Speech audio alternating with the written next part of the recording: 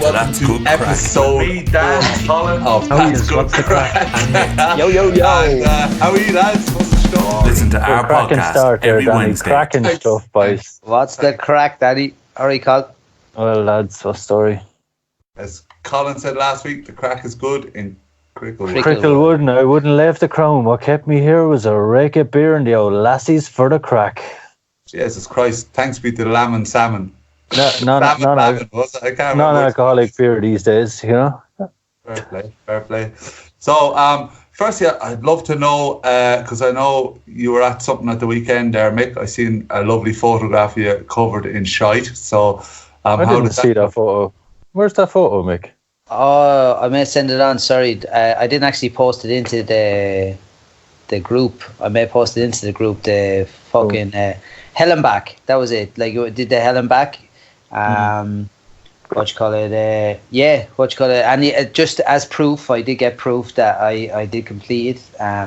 Absolutely, thoroughly enjoyed it. It was absolutely fantastic. 8 kilometers through muck and over obstacles and all that type of thing. And yeah, I definitely, the next one I'm going to be at it. Myself and Dec, his wife Mandy, and 4 of their friends did it, and varying levels of fitness and all that type of thing, but it's just so cool. So I it's my thing. It's just had everything that I am into was in it, like in a way it was like challenging and adrenaline, camaraderie, you know what I mean? You're kind of working together as a group and all that, and they kind of give you an ethos before you start off of like, listen, help people, you know what I mean? And there's dudes there, and girls need to get over the thing, give them a hand, and it actually just like occurred to me was kind of after it, there's the feeling of helping someone. Do you know, like, the feeling of helping someone is cool, like, you know what I mean? Especially in a challenging thing like that. Next, we were getting over this like 20-foot wall, and someone has to boost you, someone has to pull you up, whatever it is, And it was just a really, really cool experience, and I'll be doing it again, Deadly. So when did you sign up for one already? Did you? No, it's not on yet. But seemingly, there's an 8 kilometer and a 16 kilometer next one. You know what I mean? It's in October, which is 16. I'm guessing. It's a lovely sunny June day. Of course, myself and Dec was going along, because when we came to the end of it, we were like, "Oh shit, man! I would like to go on."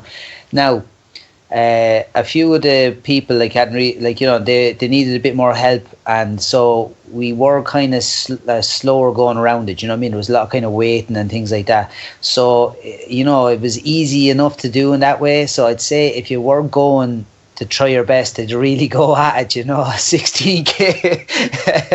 But listen, definitely we'll be doing the 8k anyway. But you'd never know. Could be the 16k. So 16k is a long distance, even walking it. It is, man, yeah. Even walking 16k. Yeah. I know, but listen, someone did had a tracker on them. They were doing the 50. There was a 13, 8k and a 13k, right? So someone had a tracker on them. Like one of these things you can wear, and it tracks the distance. 22 kilometers was up on it. There was no way it was 8k like that we did. We did way more than 8k. Way more than 8k. Yeah, but how would it be 22? You'd be moving around, would you? Trying to get back up again, running back. If you're not would that be the case? No, it wouldn't just be like that. Not that wrong. much. Just the distance was wrong. It was absolutely it was wrong. So you reckon? Hold on, they advertised an 8 kilometer race. No, the 13k. There was someone on the 13k. Okay. No, so the 8k. They ran double the distance. That's a lot, man. It took us 3.5 hours.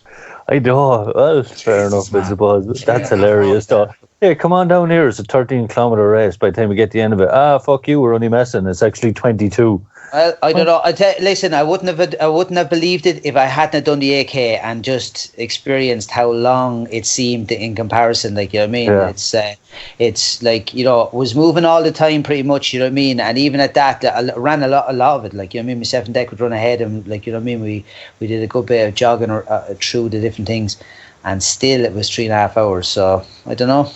You look like a happy fucker in the photograph anyway. So man, it looked like some buzz. It's the same as the running, at the start it was like, it was tough, and but by the end of it, the adrenaline, the endorphins, everything like that, I kicked in, and I was just like, man, I just wanted to keep going. Definitely, I just wanted to keep going, like, you know. But there's one thing where you have to kind of go, you have to crawl through this thing, and they have like electric fence ribbons hanging down, like proper electric fence things, right? So you go through them. So I just closed my eyes, put my head down, went along. Everyone was going, "Oh no, it's not as bad as you seem."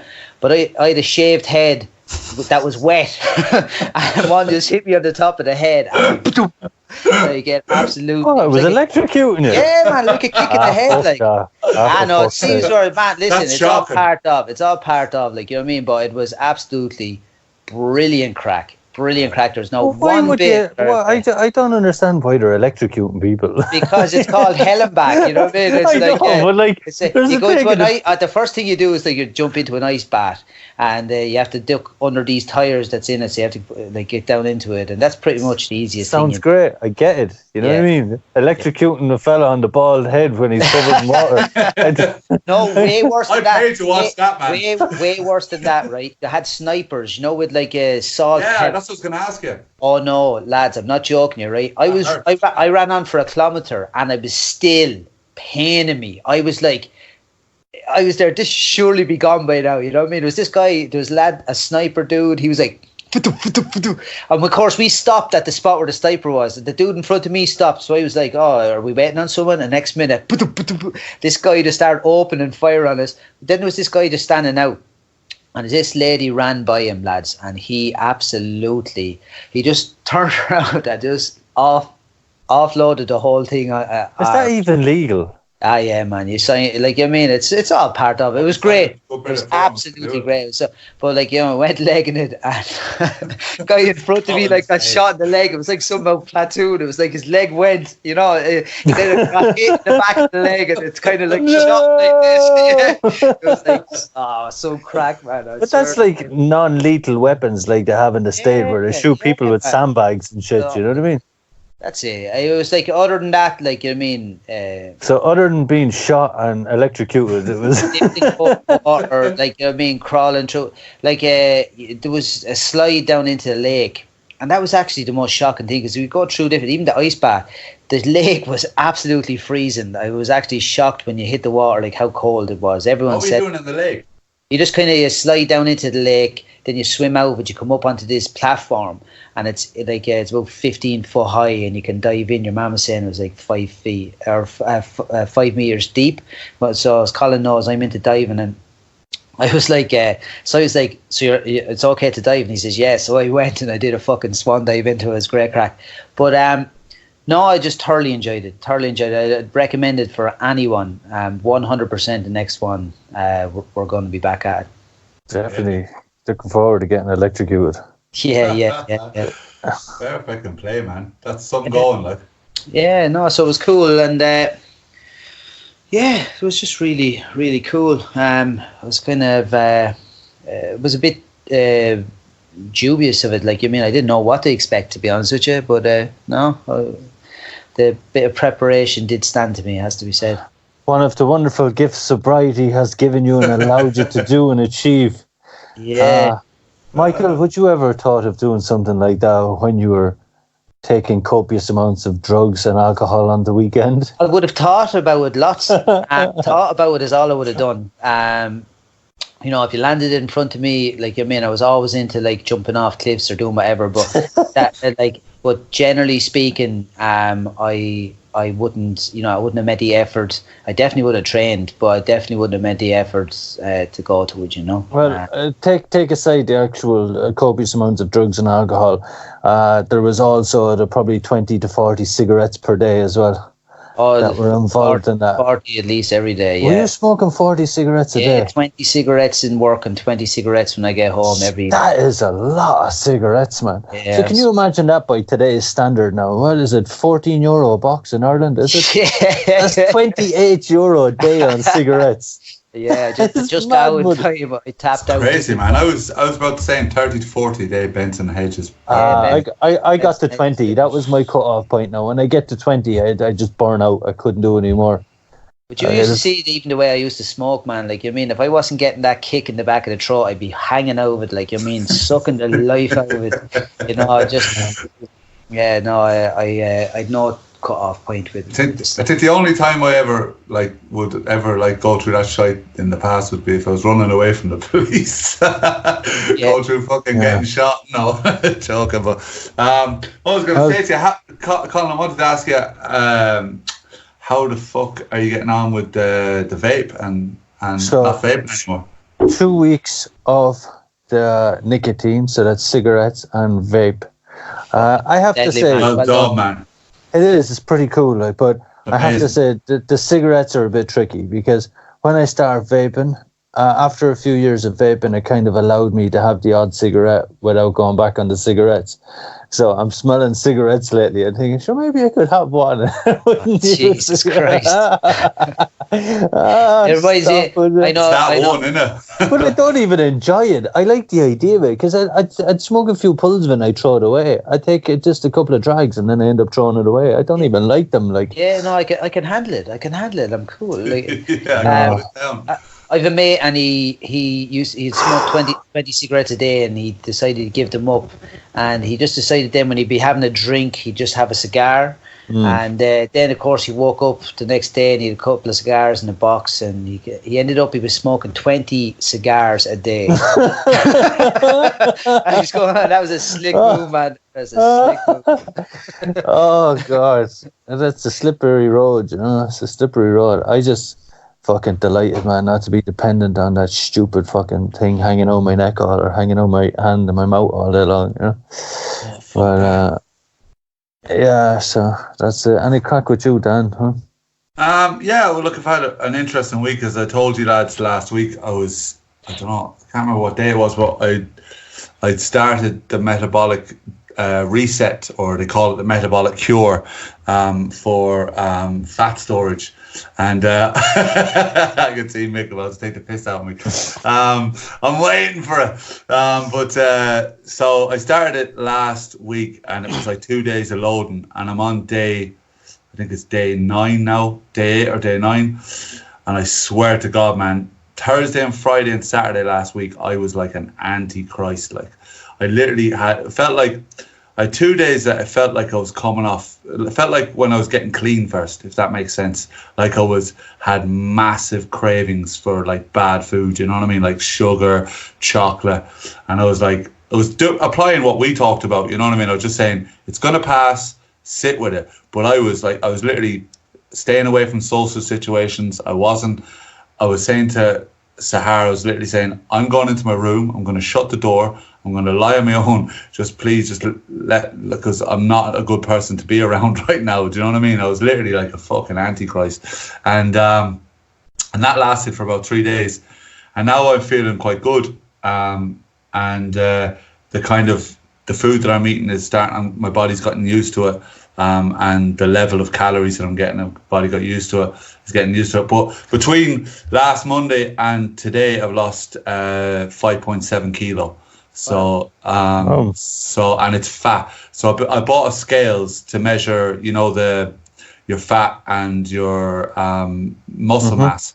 My muscle mass has stayed the same, and the weight has gone off my belly. So I've been losing it like it said on all the stuff that I read. It's been losing the bad fats around the stomach areas and stuff. What's your body fat percentage now then? It's gone down. I'd have to get the. You were on 30, right? 30, yeah. I can tell you now. Just 1 second. Just bear with me. I have the old graph here, lads. But technically, that's classed as clinically obese, right? Yeah. And the funny thing about it is, you do not look one bit fat, but yet your body fat level is classed. It's quite high, yeah. It's funny, isn't it? It's the way the system is. It's like it doesn't account for all body types and stuff like that. You know what I mean? So someone like Danny, 6'7", you know what I mean? It's like the weight of Danny's bones alone it doesn't. You would have bigger bones, you would have heavier bones. There's different things that can come into play that just they don't get with that system. Well, I definitely will consider myself overweight, I have too much fat on my body. I'm you know, I can sit here and say, oh yeah, I'm big or that. I've got too much fat on my body and I need to cut it out. And this is working. Do you know what I mean? And when I took a photograph of myself, front, back, and all that at the start of it, just you know, because I want to do this experimentally and see how it works. And I literally saw myself and I said, Jesus, I put on too much fat. I didn't like the way I looked. And I was like, okay, so let's be honest about this. And we talked about it in the podcast and what Mick had said, you know what I mean? And we all talked about is where I'm not feeling good about it is when I'm not living in the solution. And now I'm working on a solution. I have a game plan. I can see things changing, and I feel better for it. You know what I mean? And a little bit of suffering over the last while, a little bit of sugar withdrawals, carb withdrawals has been worth it because I'm losing the fact that I want to. 1st of July, I'm back into the boxing, which I'm really excited about getting back in. I'm not going to spar for a while, but I'm looking forward to getting back into it. And to answer your question, Carl, I was 30.5. BMI was 30.6 and now it's 29.4. My weight was at the last week was 117.4 kilo. It's now 111.7, and fat has gone down to 28.9, and muscle has gone from 59.6 to 62.7. And I've been measuring myself. My chest has got bigger, my arms have got bigger, and my waist has got smaller. That's a lot of action there in the space of 9 days. Yeah, crazy, isn't it? I have all the measurements. Sahara's been measuring my chest, because I wanted to see what, you know, I wanted to see scientifically in a way by measuring things to see what the actual changes were, and I can definitely see good changes, you know. So yeah, but it hasn't been feckin' easy, to be honest with you. There was 2 or 3 days there where I wouldn't have wanted to live with me, like, do you know what I mean? So. Well, I was the same. I don't know how my girlfriend put up with me or is still with me after those few days of coming off the vape, which I'm putting down now to the equivalent of 100 cigarettes a day. 100 billion. I reckon I was vaping enough nicotine, the equivalent of maybe 1,843 cigarettes per day.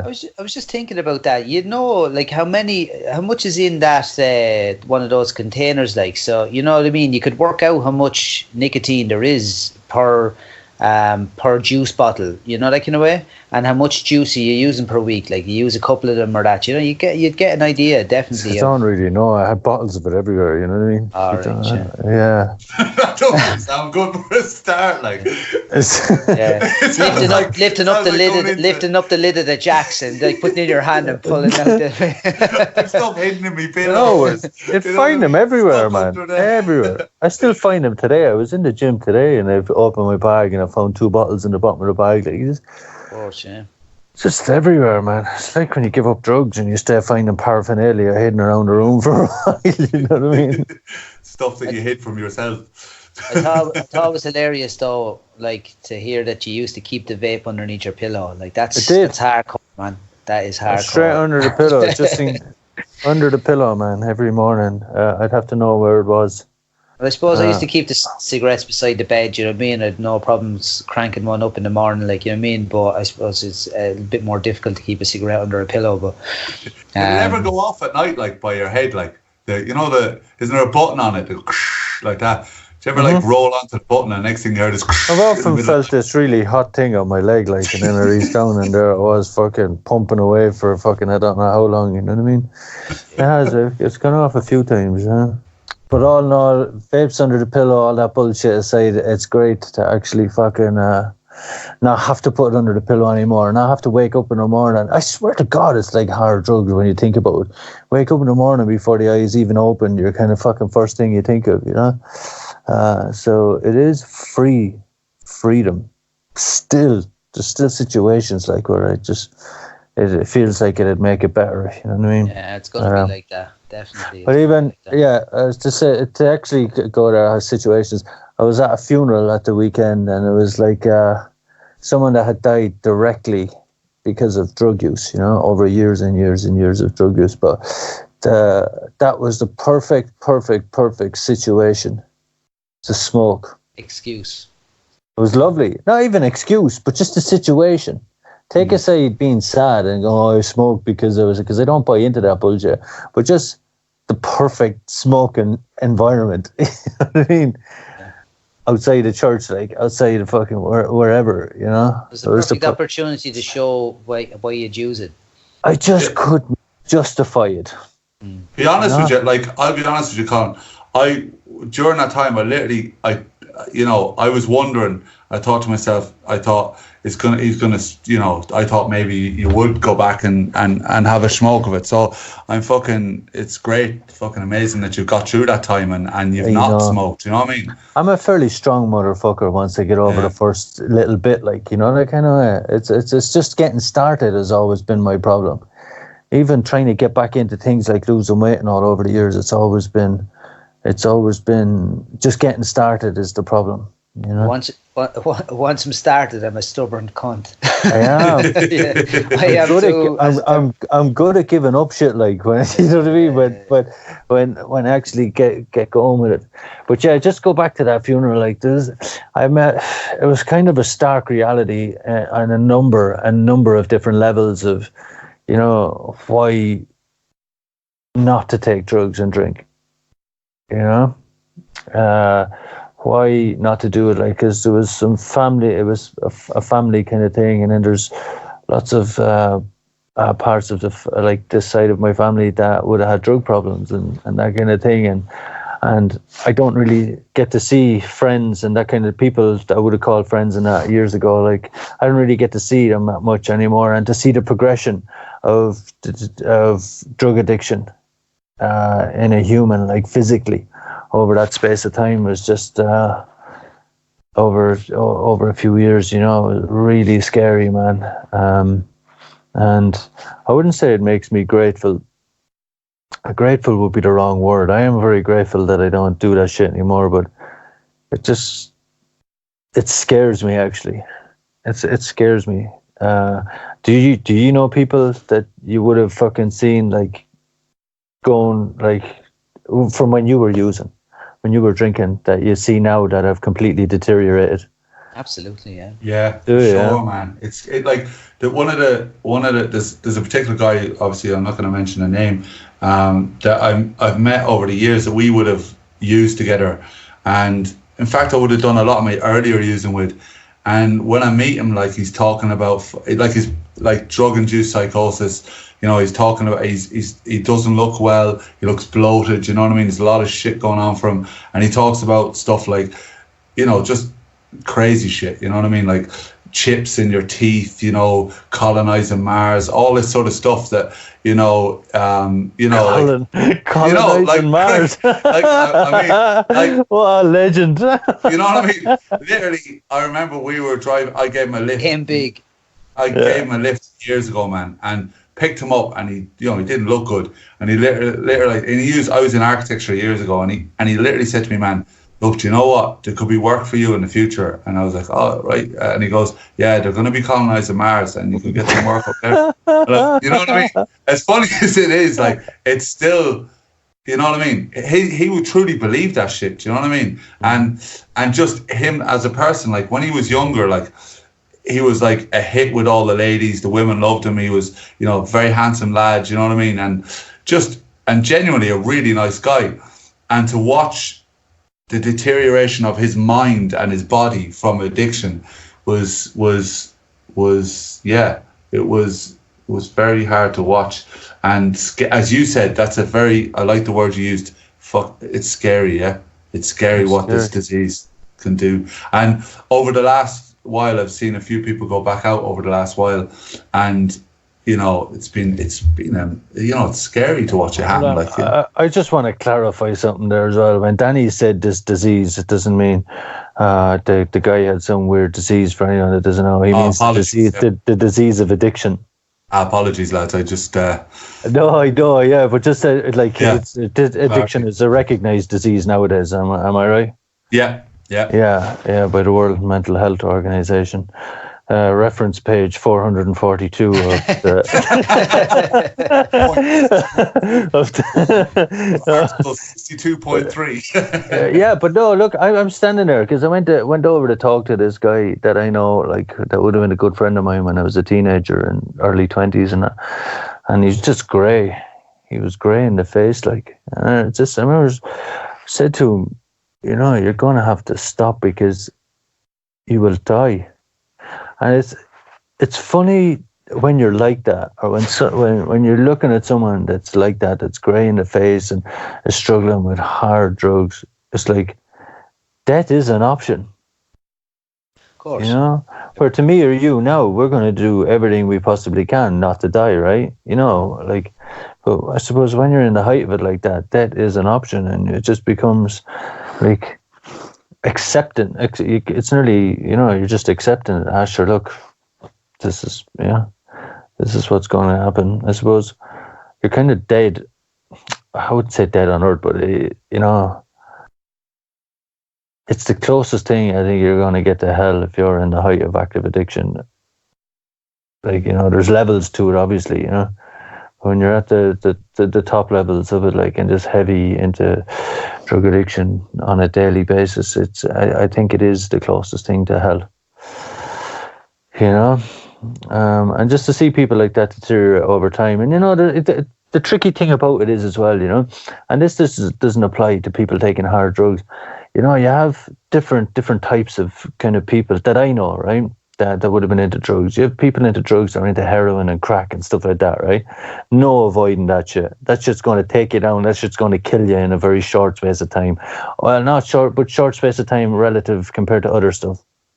And then you have people that drink all their lives, you know, and do other kind of recreational drugs and that. And that will just drag it out for long, 30 years, 40 years it can drag out for. You know, of just a not so great existence in life and always struggling in every sense. And the other day at this funeral, I seen both sides of that. I seen all the different types of drug addiction and struggles that people have, you know, because there is this common misconception that having an alcohol problem is like, oh, I don't drink every day. You know what I mean? Or I don't rob to feed it, or I don't do this, or I don't do that, you know. But like, if someone's drinking every day, there's even, you know, it's like, oh, it's only one bottle of wine a day, or, you know, this kind of thing. There's always something underlying with it, I suppose, or, you know, there's some kind of sadness there that needs to be addressed. But like I was saying, I just got to see a lot of that the other day. And taking it in is kind of very scary, you know. I have that, I suppose we have that luxury of not having to worry about that stuff nowadays, you know, or even to think about it, you know. An all Irish thing is to go get drunk at funerals and that, you know what I mean? And I don't go back to the pub, and someone said to me, oh, you'll be tempted. I was like, Jesus Christ, I've been at that shit for nearly 13 years now, over 12 years. I was like, the temptation doesn't come into it. It's just, it's not my jam. It's not my vibe to go somewhere like that. Yeah. It's not that I'm afraid I'll drink or afraid to take drugs. It doesn't make me happy to go somewhere like that, or it's not going to contribute, and I just won't enjoy it. So I don't do anything to please anyone anymore. You know what I mean? When it comes to that kind of thing. Who wants to sit around listening to drunk people at 2:00 in the day? Like, you know what I mean? Yeah, it's I think, you know, even just with any of this now, it seems the mental health side of things seems to be, you know, the effects on the mental health from drug use. You know what I mean? There's a lot of prescription drug use. Weed is causing a massive amount of mental health issues. You know, and obviously everything mixed together, like, you know what I mean, with alcohol. And so, you know, even what to be normally classed as the harder drugs, you know, you can see people that are just struggling so hard with just the what you call the standard stuff, you know, like, in a way. And it's you see it there on social media, you know, a couple of people a week you might see coming up in news feeds there after committing suicide or doing whatever, you know. And you know, some of them are mentioned directly in relation to drug use. I've seen guys posting about their cousins and, you know, all this different thing, and just pleading for people, like, you know what I mean, to, you know, and I only seen one there maybe a week and a half ago about this young man. He was after committing suicide, and his cousin was just sharing his heartbreak at seeing him, like, you know what I mean, like getting, what was it he said, eaten up by the party lifestyle. That's what he said. So, you know, it was a raw thing to be talking about so early on, but obviously it was a thing that it was heartfelt. You know, some of those things now, if I see them on social media, I'm just not into it at all. But it was a genuinely heartfelt post. Maybe it's not the right place to put it, I don't know, but I think it's an important conversation, you know, that I don't care, you know, there's people drinking one bottle of wine a night. There's people doing that, and they could do it for the rest of their lives, and it's not going to be an issue. It's going to be fine. And there's other people would drink a glass of wine a night, and it fucks them up, you know what I mean? And that is the facts of it, like, you know what I mean? And, fair enough, yeah. And it's like some people, you know, can smoke weed. Irish weed, you know what I mean, as you know, I've been hearing lately. You know, it's altered, like, you know what I mean. There's the THC is way too high in it, you know, and the CBD part of it, which is meant to kind of counter it out or balance it out in your mind. It's they've artificially heightened the THC in it, so people are getting all these psychological issues because of it. You know, they're getting like severe paranoia, anxiety, all these type of things. So even what people class as a milder drug is fucking people up, but then there's other people can take it and there's no issue. But like, I think it is a personal kind of thing, and I definitely think though you know, more of a conversation about it, like, you mean, an open and honest conversation about it is needed, you know. But definitely for me, I'm seeing a big escalation in mental health issues because of using whatever the substance is, you know. Yeah, that weed fucks people up, man. I never subscribe to that thing. Don't get me wrong. I know people over the years that I've met that will smoke weed once a week or once a month. You know what I mean? They can have a few pulls. I even had a friend who would take a few pulls of a spliff, put it out, and then come back the following month and take a few more pulls of it, you know. But, you know, I always used to look in amazement. How the fuck do you do that? How do you do that, you know? That wouldn't be me. No way. I wouldn't be able to do that, you know. But even now, I you know, it's the amount of people that I know over the years, like, the weed has caused them serious psychological issues, you know. And it's like we say, it's not with everyone, but it is the case though that it's not harmless. Like, no, it's not a harmless drug. When you're listening to the Joe Rogan podcast, you know, Joe makes you want to smoke that shit, you know? Yeah, it's like just around Joe Rogan, like his podcast, you know, I've enjoyed Joe Rogan's podcast, so I've gone off it now over the last year or so, you know what I mean. Occasionally I'll watch some of it, but I did watch a lot of them at the start, and he was a great advocate for cannabis, for weed, you know. And people that come on and they might try to have a different point of view, kind of stating some of the negative effects of it, and he was like, you know, he's very, very dismissive. And, you know, remember he sat and he blew smoke from a joint into this guy's face because he was kind of, you know, bringing up some stuff around the negative side effects of weed. And he was kind of going from his own experience. But I've actually looked into it, like, you mean, and I've seen that he started smoking weed at 29 years of age. All right. So 29 years of age, I don't know if anyone knows about your frontal cortex. It's part of the brain that actually it finishes developing last. It's like, you know, it's actually around 24 years of age before it's developed. But that's the rational kind of side of your brain. It's where you make rational decisions, and that's why, say, teenagers have a very underdeveloped one, and that mixed with hormones is why they do reckless things, and so this thing develops, and it just helps you have a more wise life, if you know what I mean. And but Joe, he was 29. He was a successful actor. He was a millionaire. He had several kind of TV programs. He was a handsome man. He was very popular. He had himself set, he was kind of set as a man, as a human being. He kind of, right, this is it, I kind of know who I am, and he was just developing. Then he started smoking weed, and it's debatable whether it's totally innocent in his life or like that. But the issue for me is that kids, fucking teenagers, man, are listening to that, and they are inspired by him, and they are encouraged. And I remember 2001, I remember being in Australia, and I met this hippie dude, and he was there was hydro weed and there was homegrown weed. That's what used to, the two types of weed that was in Australia. And the hydro was this it was grown in water, basically. It was a hybrid, and it was very, very, very strong. And I remember the dude saying to me, he doesn't smoke it, he doesn't agree with it. It's just the same thing with that THC is way too high in it. And he was saying that there was just tons of teenagers in the psych wards in Australia because of it, because they had a culture of smoking the homegrown. This stuff came in, everyone was doing the rite of passage, but they're all ended up in the psych ward.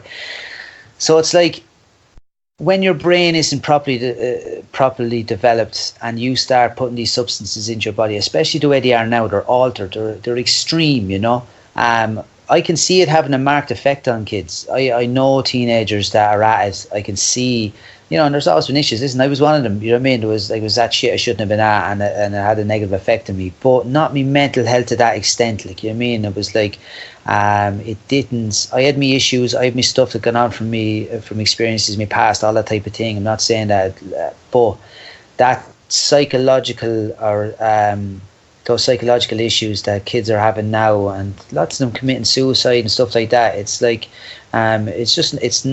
it's not straightforward. It's not just that. And listen, I genuinely, I don't care what people do. I'm all for whatever. It's once you're not affecting other people, whatever, that kind of way. But I just don't buy into it at all, that it's this innocent thing, or it's it's totally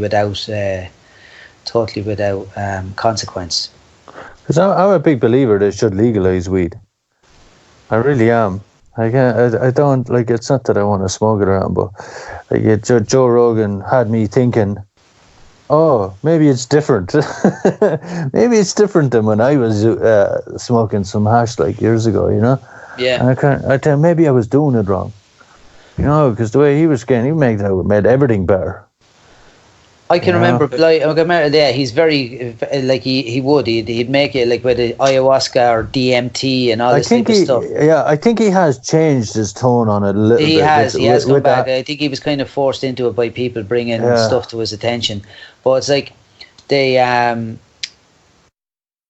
but even around the weed thing, it was actually Blind Boy. I remember Blind Boy, he was saying about, in Ireland, we'll talk about Ireland, is the weed trade in Ireland has been taken over by the triad, the Chinese Mafia kind of thing, the triad gangs. And it's run out of Limerick. And when the gangs in Limerick, there was a big kind of Garda crackdown on them, they all ended up in jail or dead. And these guys took over, and they'd go to a Chinese restaurant, and they'd basically go in and say, "Listen, we're going to use your upstairs to grow the weed." And allegedly. No, it's not allegedly. It's what you call it. I'm not naming the Chinese. It's go down to go down to pad thai on the main street. It's no. It's that one. To be honest, that's Thai. But go on, continue. What you call it? Oh yeah, it is too. Yeah, sorry, what good one. But no, basically he to go in to say, listen, we're going to grow it upstairs. We're going to use your electricity, and if you don't do it, we'll hurt your family in China. So you can go to the guards, you can do whatever, but we just do this in China anyway. And basically to get people to come over saying they're going to get them work in Ireland, get them to work in the grow house, and they can't leave it, water and work as slave labour, take their passport. And if the place is raided, they're the ones that go to jail. There's over 350 of these guys that came over and were forced into doing this that are in jail in Ireland now because of it. But the weed itself that they're growing, it's manipulated, it's grown, it's like a genetically modified kind of weed, and it's like this THC in it is just really, really high. And of course when people are smoking, they're saying, shit man, that's like, it's strong stuff. It is, but the CBD is not in it, you know what I mean, to kind of counterbalance it in your mind, and it's having a massive effect on me. But like if you are smoking it, if you are buying it, that's what you're funding. And I suppose what's that? That was a big thing my father always kind of said to me. He said, like, when you're buying a lot of these drugs, you're funding these activities, you know what I mean? You're basically, like, not so much as, you know, obviously the issues it was having for me, but he also talked about it because he came from a hippie background, you know what I mean? And that background would obviously have a culture with it. But he often talked to me about what you're funding by buying, you know, drugs from certain people. You're funding these kind of activities, and you're funding, you know, exactly what you said. Like if you're buying weed from these places, you're funding slave labor. Like, but you know, that could be a deeper conversation, because you could talk about the stuff that we buy every day for different things, because you're funding that as well. But yeah, I mean, sorry for interrupting there, Mick. No, it's a fair enough point. You know, like with the sweatshops and stuff like that. Again, with your buying clothes and things like that. Absolutely, I just before I forget, and it'll go off topic. That's an issue I have with vegans who take drugs. Take drugs. I had a girlfriend that she was a vegan who would have took drugs before, and I was like, okay, well, you know, the amount of people that are killed in the drug trade, realistically. Yeah, just Ireland alone, like, you know what I mean? Yeah. A lot of people that are killed in it, right? A lot of people that are forced into it. Yeah. Right? Forced into slavery in one way or another, whether that's carrying shit on airplanes or dragging it across borders or fucking being forced to use wherever those drugs come from. Forced to keep it in their houses, forced to use all this shit, all this stuff. Like that, yeah. But like, so why not? Because I remember having this conversation with vegans before that were saying to me, but people have choices. I'm like, no, they fucking don't. Because they're saying animals don't have choices, like in these things, when their animals are being killed. And I'm like, yeah, but you're snorting cocaine there. That people are being murdered left, right, and centre over. You don't know where that's come from or not. You know, they're not making cocaine in Ireland in their back garden. You know what I mean? Because it's like, oh yeah, we grew the weed ourselves, dude. You know, fuck off, man. You know what I mean? Fuck off. If you do grow it yourself, that's cool, right? Yeah. But no, it's not. That's not the case most of the time. You know what I mean? So. Sorry, Mick, for interrupting you. But that really annoyed me listening to that shit before, you know what I mean? Talking about saving animals and saving the world and, oh, I would need this, I would need that. Yeah, but you're fucking putting lines of fucking Caucasian up your nose to have to travel through someone's arse in condoms halfway across the world for all you know, you know what I mean? So go fuck yourself. Rant over. No, but like, it's fucking true, you know? It is. Some poor bastard had to be cut open in fucking Heathrow Airport or something because something burst in his stomach. Oh, stop, man. But yeah, sorry, Mick. I suppose leading back to that, I suppose if you're talking about legalising it, it would stop a lot of that, hypothetically. My issue with it, I suppose, is how badly we do things in Ireland, Colin. Like, you know what I mean? That, like, it's just, I would see it hypothetically, I would be all on for it. I really would. Like, I've seen what's happened in Portugal. It's something we could look into more. Like you had said before, you'd like to talk to someone about, or like, you know, that has experience with it and stuff. Know a little bit about it. But basically what they did was they legalised the drugs and the money they were saving from decriminalised the drugs, and the money they were saving from, like, you know, basically locking people up and doing all that, they put into a drug rehabilitation or addiction And let's just say, when we say they legalized drugs, they legalized fucking everything. Heroin, crack cocaine, and the levels,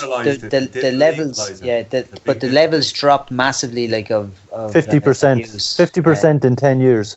Yeah, but they reinvested money in getting people set up with businesses, addicts that were, to help them change their lives and give them opportunities. Because for me, like, that's the key is for, give, because the problem is in Ireland, I think, and in most countries, it's criminalized. And if you're caught, you're seen as a criminal. You're not treated with an opportunity to change. And what they're doing in Portugal is actually addressing it as, trying to help people change. My thing is, and I this is my only thing about it, and I know for people outside of Ireland or people inside, I don't know.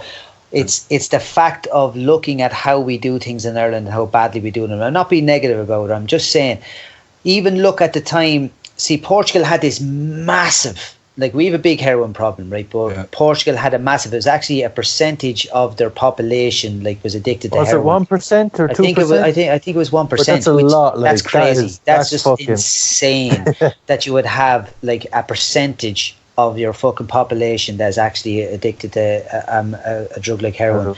But so when they were going to bring it in, it was emergency. Now, I'm not trying to diminish it all. I know better than most the issues around drugs in this country, right? But what would happen in the moment that you legalised those things in Ireland, right? Just go back. There was a head shops, right, were allowed in Ireland there 10 years ago, right? These were head shops. I think the key is you're talking about legalization as opposed to decriminalization. Even legalization, but that's what, if you decriminalize, it means not locking up people who are caught with drugs, and locking up people who are caught with massive amounts of drugs.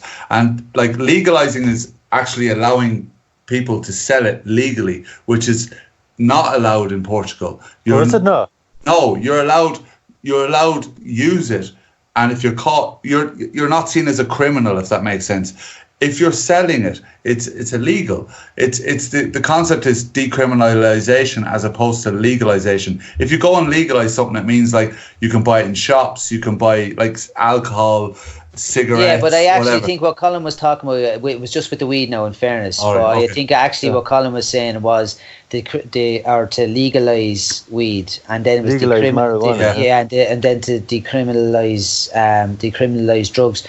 But even just to go to the head shop thing, to kind of say, whatever way it kind of comes in, when the reins come off, the head shops were these shops that started up, and they basically had found a loophole where they made all these drugs that were coming from China. They had all these drugs that were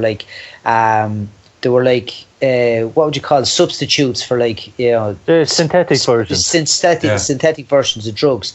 And what this did was it opened the floodgates. I seen guys that were just not really, or wouldn't have been really into that stuff, absolutely going off the rails. And that stuff had a massive psychological impact on people. It was very, very hard on their mental health. And but when I seen that, the consequences of that, even when they closed it down for years, people ended up on harder drugs, different types of drugs anyway. So my thing is, I don't know, I would love if there was a cohesive, well thought out plan that had all the different the things on board. The guards were on board, the mental health services on board, the drug rehabilitation services were increased massively, and education, all these type of things. To see that happening in a good way, all I see is being put in. One thing will be changed. And say, for instance, they'll legalise weed or they'll decriminalise something else.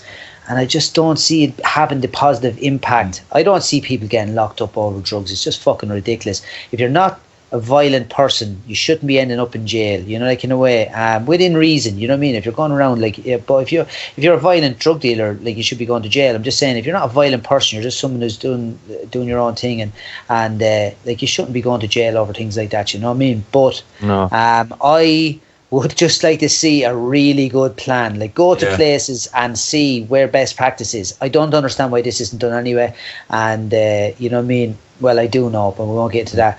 But I just think, best practice and see how things go. But my only the only reason I'm nervous about it is because of like our the way things are done in Ireland, you know. Just to go back to the head shop thing there. A head shop is a place that sold synthetic drugs. They used to call them bath salts.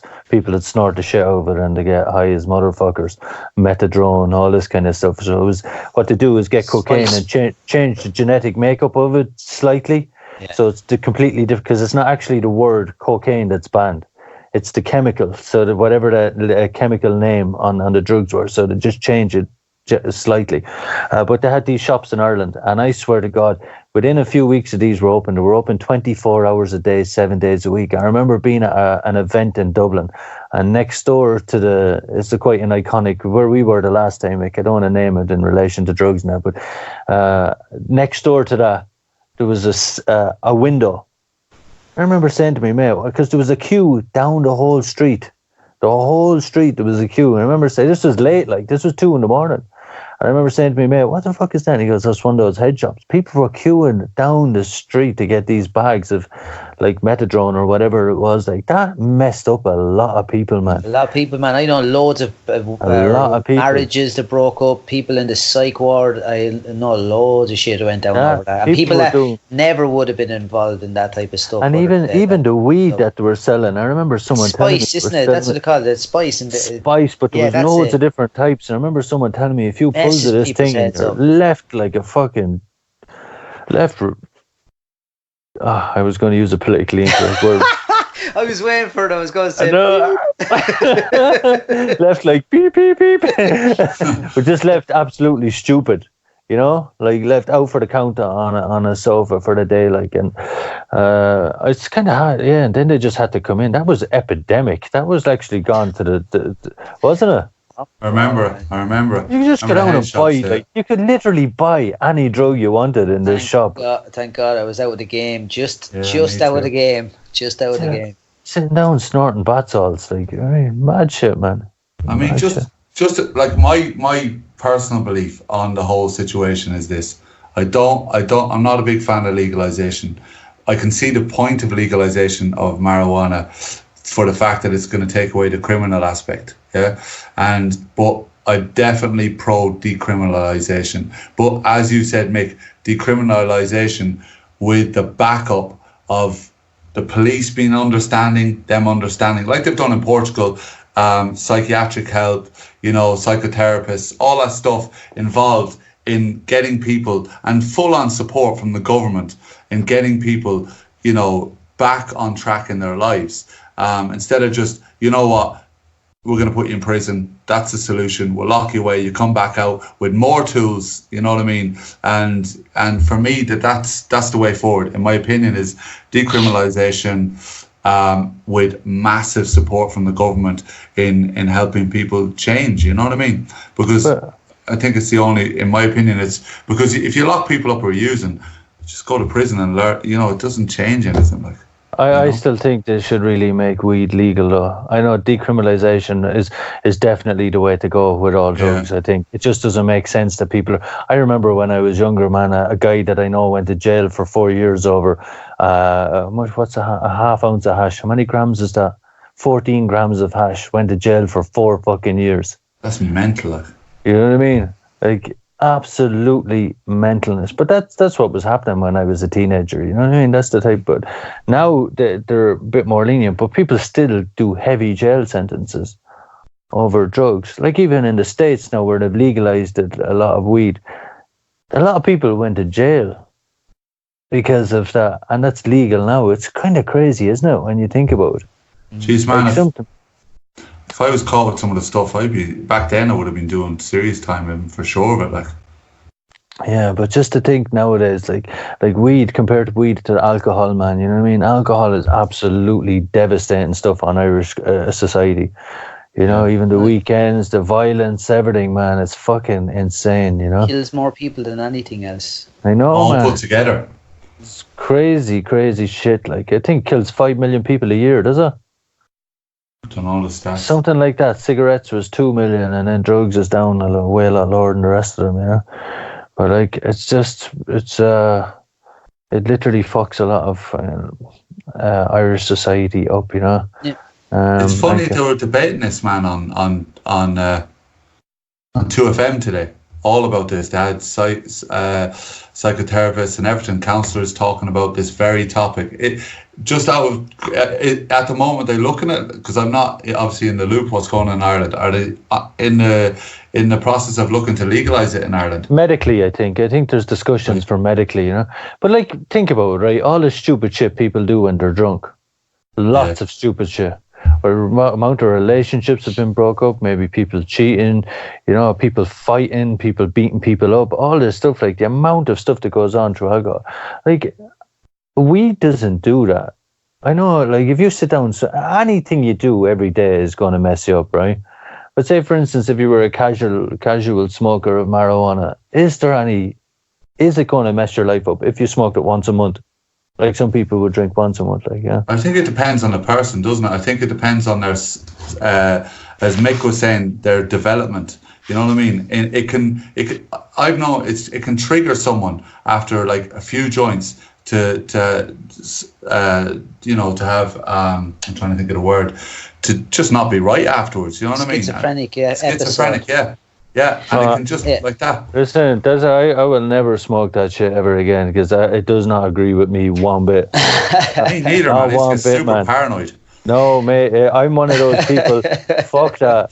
Put that shit to my lips, man. My head is gone. I want nothing to do with that. It sounds like I'm pro getting weed into me and all that. Absolutely. Just to clear that up is no good for my mental state, right? That's not where I'm going with it. I just think the average person, you know what I mean?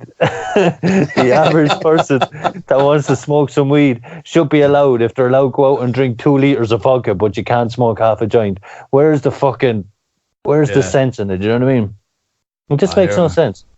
This fucking paranoia you used to get from that, man. I remember like hiding in a cupboard under the stairs because I was pure freaked out, man. And I'd only had like a couple of puffs of a joint, like, do you know what I mean? I just couldn't. I was the same as you, man. As small as puff, I just go into fucking... But that's an extreme version of smoking weed, right? Yeah. Compare the extreme version of alcohol, where you're out putting your push bike through the neighbour's car window. Or throwing your couch out the window. On a cold Sunday morning after being on the beer for 3 days. No, that never happened, Mick. Won't get into my stories 100%. Won't do that. But I'm just saying, do you get me? Like, it doesn't make sense, man. It doesn't make no sense. It just doesn't make any sense to me. I understand, like, you know, you don't want to start selling cocaine or heroin in shops, like, you know, I get it, you know what I mean? But there's a difference. I just think the weed just doesn't make any sense in this day and age, that it's still, like, you're a criminal. If you put a joint into your mouth, like someone, just a normal old person puts a joint into their mouth, they're a criminal. Yeah, no, I definitely think that's fucking mental, like, you know what I mean? Absolutely mental. I'm still on the fence about legalization. I'm not sure either way, like, to be honest with you, but I'm 100% for decriminalization. 100%. Here, what you call it? Tell us, boys. I have something before we finish up, right? Just something that I started doing again a couple of days a week. Is the morning pages I was talking about. You know, it's been a you're going to read one of them out to us? Yeah, just have it here if you don't mind. Yeah, just take a minute. Just take a minute. A journal of my thoughts. A journal of my thoughts. A journal of my thoughts at 7 o'clock in the morning. You know? What the fuck am I doing this bullshit for? But that's the first page and a half. It's like it's just that repeated over and over again, and then it just starts to come out. Oh yeah, but yeah, no, it's actually good. It's a fucking great thing. I was saying it in the other podcast, like, it's just writing 3 pages of whatever shit's in your head. But in the mornings, I just found it brilliant. But something I've tried to get into for years, and I just couldn't keep it up. But there's been loads of stuff that with the podcast I've been kind of encouraged, because you were getting involved, and like we were kind of encouraging each other on the WhatsApp group and stuff like that. And just something I said I'd throw out there and see if you get involved is meditation. Doing meditation, like, you know what I mean, where you just like do a couple of 10-minute meditations a day, And because just the benefits of it are massive, you know. Sorry, I just remember you said you downloaded the app that was costing you €20 a month or something. It was €12 a month. It was €12 a month for this guided meditation app, and I'd say I had it for a year. I'd say I used it like 3 times. I was like, and because I wouldn't delete it, because I was like, no, fuck it, delete now. I'm not going to use it. Do you know what I mean? I never did. Ended up that I had Spotify all that time, and it was free on Spotify. And it's still on Spotify. Just the way you put it to me one day, I didn't delete it just in case one day I felt like a meditation. I felt like I'd given up. I'd absolutely given up. If I fucking deleted it, I'd given up. And I was just like, I was doing my tax return, and I was like, what the fuck is this yoke on it for? So yeah, no, that's gone. But yeah, no, I just think what you call it. I just think if we all got involved in it and just see, you know what I mean. But anyway, yeah, I'm just trying it out. I have an app, and I'm consistently. I made a promise to myself. Actually, I can tell you exactly 219 days ago to do 10 minutes every morning of silent meditation, and I use an app which tracks that. And I'm on 219 days now consecutively without missing a 10-minute meditation. A good friend of mine put me onto it because I'm a very competitive fucker, and he said, You don't want to stop having it consecutive. So even days I don't feel like, I'm like, I can't miss a meditation because I won't get the next time. And as mad as it is, you get little stars, every time you meditate. But I'm on 249 days now with at least one a day. And the benefit of silent meditation to me, as mad as I fucking am, it makes a huge difference. You know what I mean? And I'm definitely up for keeping it up and even doing more. Like, do you know what I mean? Well, I'm gonna go with your silent meditation. I was gonna go guided meditation. I'm gonna go with your silent meditation because you said to me about the chi running, and I did think it was a crock of shit. I did. I still think it is. I mocked you. Thanks, God. I mocked you, like, you know what I mean, when you did bring it up, like, you know what I mean. But love you, Danny. But listen, I actually tried it, and it was fucking awesome. It cut massive time off me running very quickly. Danny, I didn't think you were full of shit. Just let's clear that up. I just thought it was another thing. You know what I mean? Like that someone came up with. But see, I had that same negative mindset. But Danny, I actually tried it. You know what I mean? I did try it. I did give it a go the other day. I was trying to run with my posture forward for sure. I did try it. Like, I just found I was running faster, and I didn't want to. No, that's exactly no. But for me, I ran faster, and I was actually able to run faster. That was the thing with me. So I was like, cool. But anyway, back to that. And stop trying to avoid a call. Sorry, hold on for a second. Are you a runner? No, I'm not into running. I'm into chi running, actually. It's like someone has an iPhone because they'll tell you, I've just got to answer my iPhone. Yeah, like a chi runner. I've never done that, Danny. Yeah, I know. You guys are not like that. I know that. One. Hey, but come here. I have an iPhone. We're gone off topic again. I'll just nail you down on this one. Anyway, Danny's on for it anyway. But Colin, are you on? Doing it, bro? I don't know if I can commit to that, man. Why not? I tell you what I'll do. I'll download the app. I'll give it a go. I will. I will. Insight timer. I'm not going to say I'm going to commit to meditating 249 days in a row like the Dalai Lama over there. You know what I mean? Dalai Lama. To be honest with you, Danny, you're not a good poster boy for the old meditation. In fairness, I was. I'm only joking, man. I was like, you know what I mean? I was kind of, maybe you definitely need to do an extra one, and we'll see how we go for that. But no, I'm joking.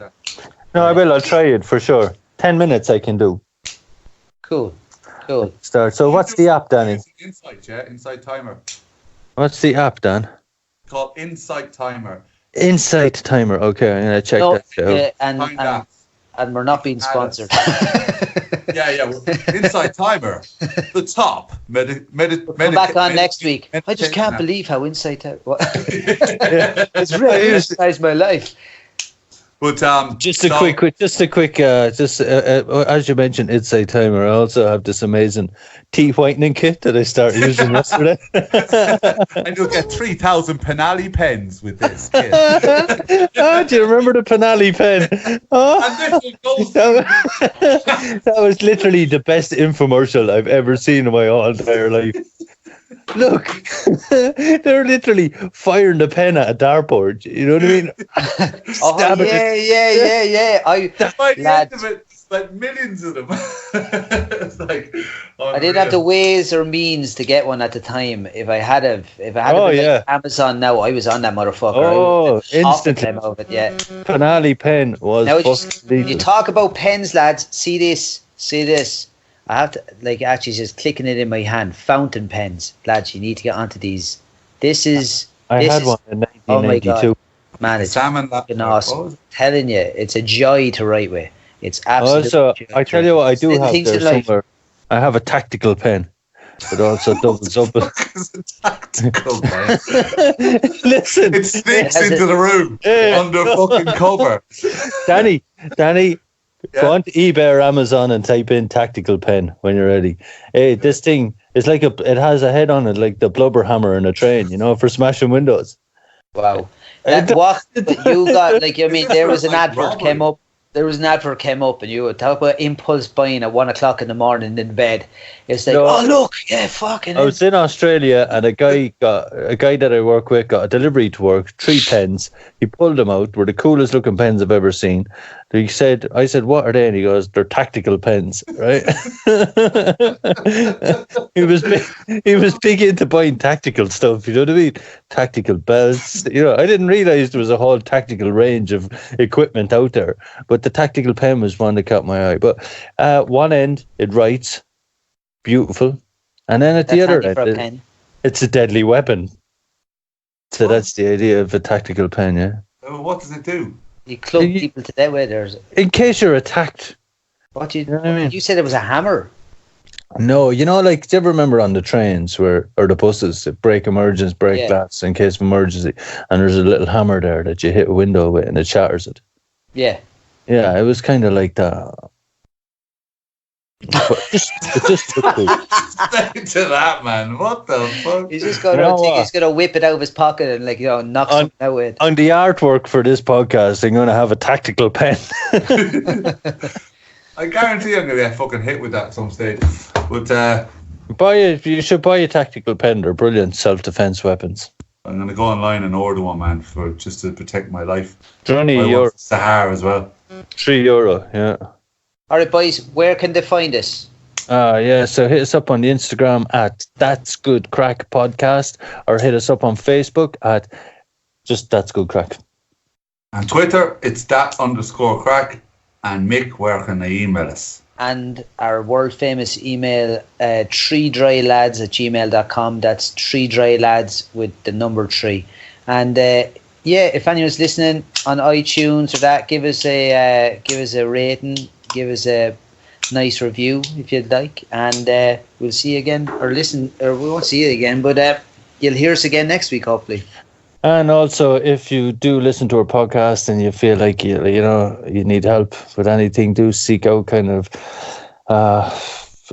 services in the area, whether it's your local GP or addiction services. If you think, things that we talk about, we talk a lot of random nonsense and bullshit a lot of times, but if any of the topics, you ever question them at home about things, it is important to kind of seek professional help in your local area.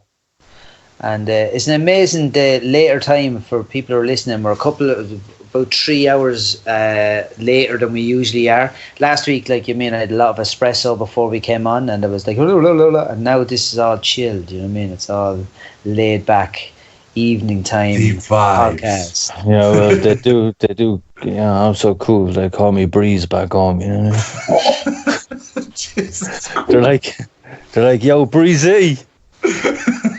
I'm looking at the face on Danny. It's just like complete and utter.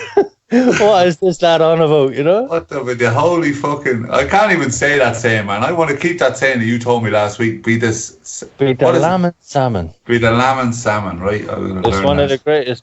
That's one of my favourites. And then ticking over like a mouse's heart is my other favourite. So if someone says to you, how are you doing? You say, I'm grand, yeah, ticking over like a mouse's heart. Deadly. Ticking over like a mouse's heart. Right, lads? All right, boys. May the force be with you. Peace. Stay cool.